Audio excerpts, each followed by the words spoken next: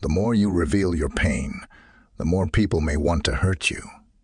Although it does not always happen, it is common for some people to take pleasure in seeing you suffer or even contribute to it happening or worsening.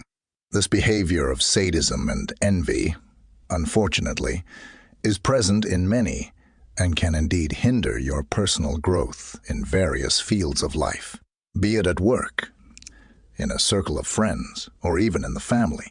Therefore, learning not to show your weak point can end up becoming your strong point. Imagine yourself as a tree in the midst of a storm.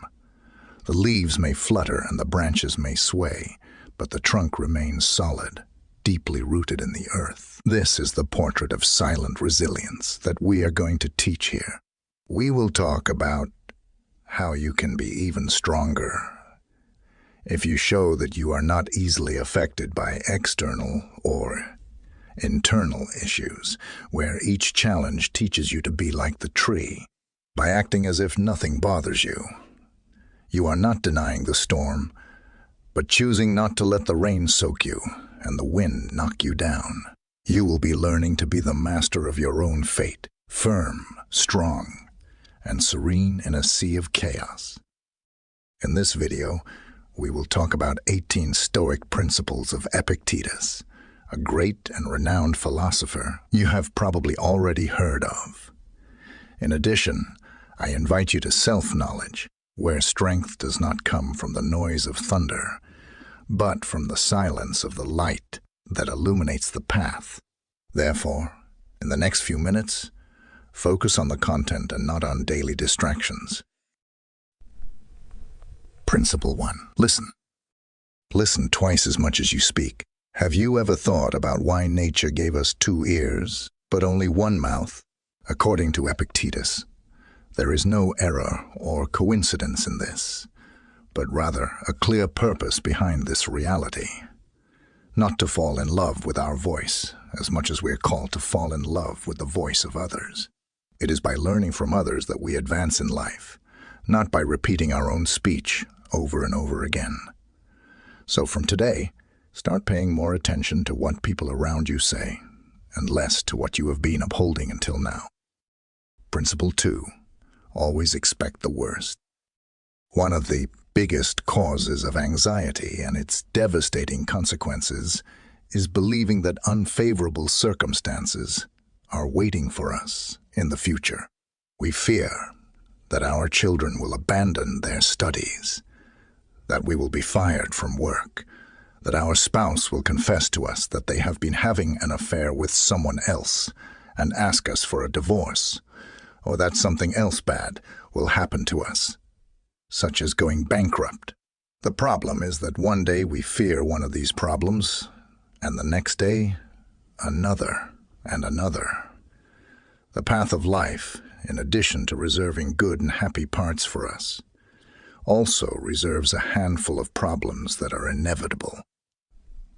Therefore, we live in permanent stress, caused by different stimuli each day. And this is where Epictetus comes into the picture, since his proposal is as drastic as it is effective. He says, "Think that all these things you fear so much have already happened. So what could be worse? In this way, your spirit will develop coping strategies to move forward with your head held high." Principle 3. Prepare to fail, because it is the only way to progress. We do the impossible so that we are not considered fools.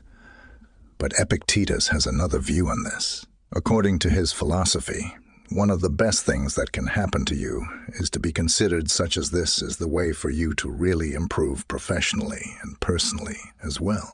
The Stoic philosopher reminds us that overcoming is not the product of a spontaneous reaction, but rather the result of a long path of trial and error. For it is through error that we can polish what distances us from excellence. Principle 4. Be aware of the dangers of fortune. This wealth that we desire brings with it a stigma from which few people can free themselves. And it's not just about the people who will emerge from nowhere to benefit from our fortune, like by pretending a friendship. They don't feel for us. Money has the ability to transform people, and not necessarily for the better. Once we are possessors of this highly coveted resource, we come to have something that, until then, we did not know we had. And it is from that moment that our spirit may begin to poison itself in the face of the loss of moral values. Principle 5. Do not cling to a single hope. Fortunately, we are beings inclined to practice diversity. That is, there is no reason to put all our hopes in a single dream, since this could be devastating if we fail in it. Therefore, Epictetus encourages us to pursue many dreams, as this will exponentially increase our chances of success. Principle 6.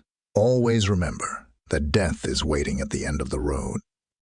This is not advice that calls us to pessimism, but to be aware that death is the final destination of all our actions, and especially our efforts. Once we have this in mind, perhaps we will start to evaluate to what extent it is worth spending 20 years of our limited life, saving to pay for a house that, as much as it weighs on us, we will not be able to take with us wherever we go once death visits us.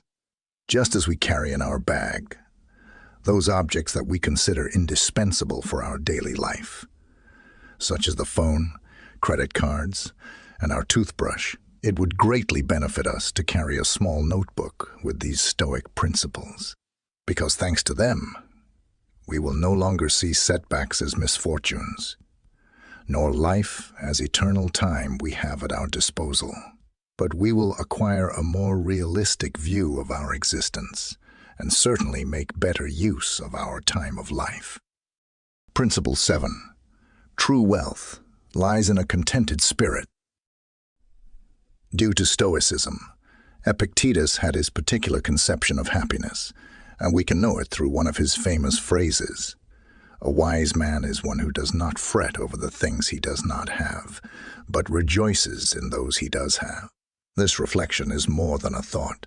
It is advice to learn to stop feeling afflicted by those riches that are not yet part of our life, because while we allow ourselves to complain and mourn for what we lack, we lose valuable minutes of happiness in which we could thank for everything we have achieved so far, which is much more than our eyes are trained to appreciate. Thus, a rich person is, above all, a happy person. Principle 8. Incorporate humility into your life. If you really want to learn something, it is essential that a person learns what they believe they already know. Through this phrase, Epictetus calls us to make use of our humility, especially in the realm of learning. Going through life, boasting of the pride of knowledge, distances us more and more from the authentic knowledge that arises from the conviction that we are completely ignorant about what we intend to learn.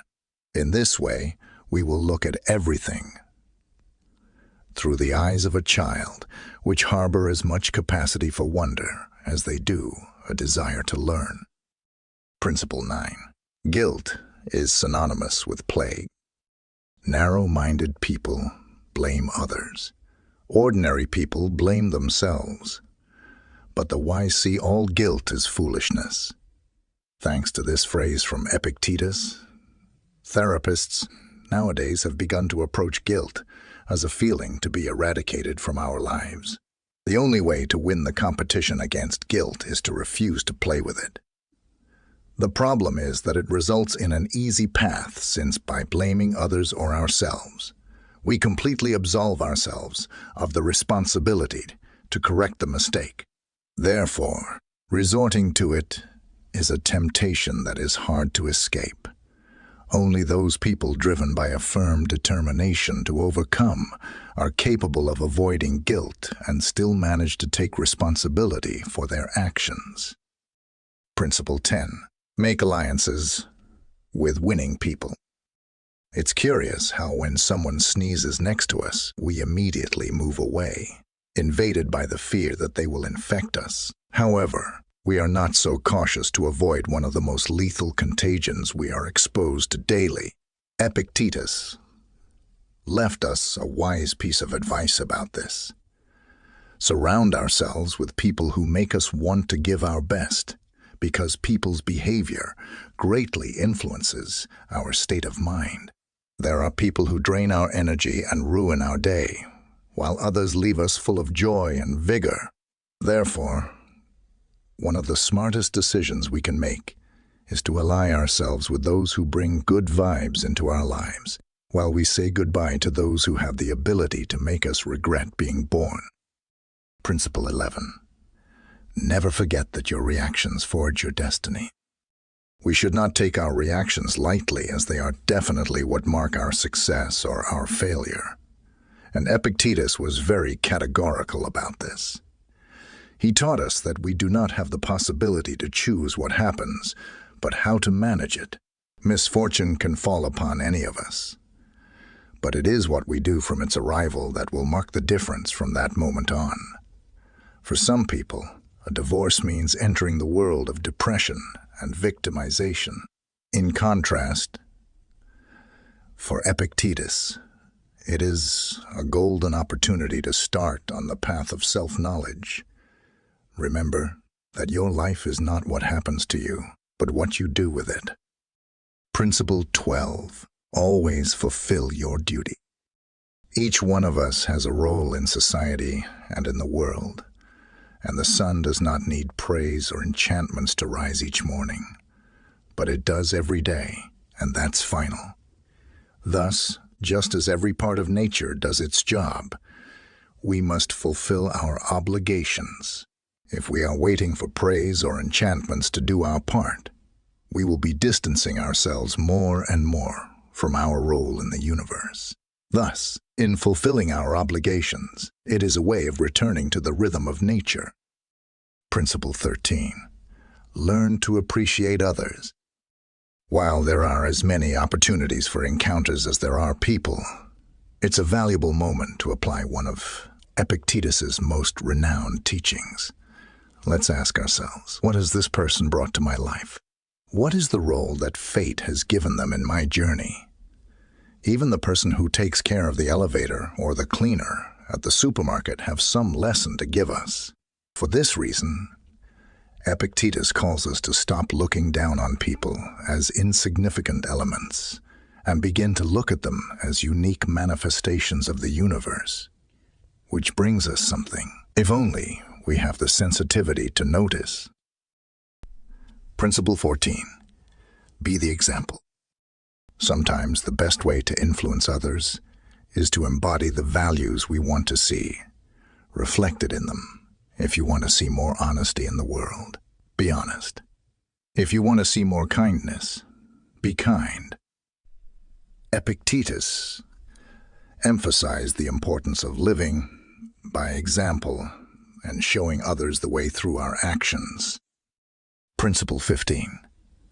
Focus on what you can control. We spend much of our lives worrying about things we cannot change.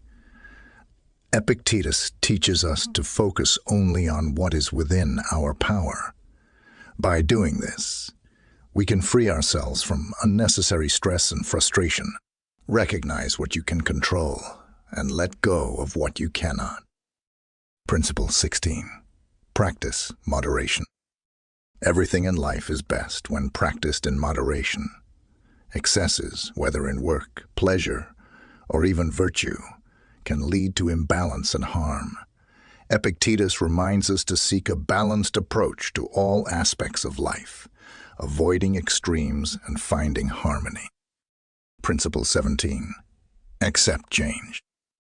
Life is in a constant state of flux, and resisting change only leads to suffering.